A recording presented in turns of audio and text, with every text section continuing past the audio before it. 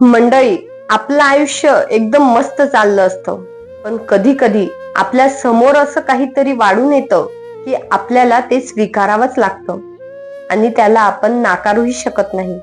या आहेत प्रतीक्षा पाटील. यांचा अतिशय हसरा चेहरा आणि आयुष्य भरभरून जगण्याची इच्छा असणाऱ्या प्रतीक्षा यांचा जीवन प्रवास नुकताच थांबला. कॅन्सरमुळे वयाच्या 28व्या वर्षी त्यांनी शेवटचा श्वास घेतला. पण त्याआधी त्यांनी शेवटची फेसबुक पोस्ट केली. ती सर्वांना विचार करायला लावणारी होती. प्रतीक्षा पाटील या एका शाळेमध्ये मुख्याध्यापिका होत्या. वयाच्या 24व्या वर्षी लग्न झालं. पती वन विभागात अधिकारी आणि फक्त जिभेवर फोड येण्याचं निमित्त झालं आणि पुढे जाऊन कॅन्सरच असल्याचं समजलं. भरपूर उपचार केले, ऑपरेशन केलं, त्यात त्यांची जीभ काढावी लागली.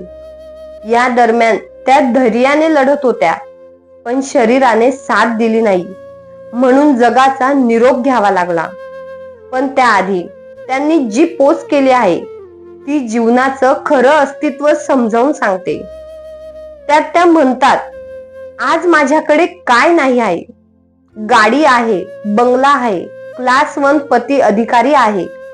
मात्र आजकाल कोणाचा कोणता दिवस शेवटचा असेल हे सांगता येत नाही.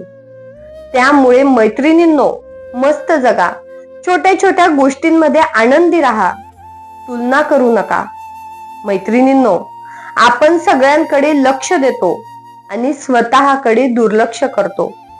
आयुष्यात सगळे समोर असताना प्रकृती चांगली असली तरच आपण त्याचा आनंद घेऊ शकतो.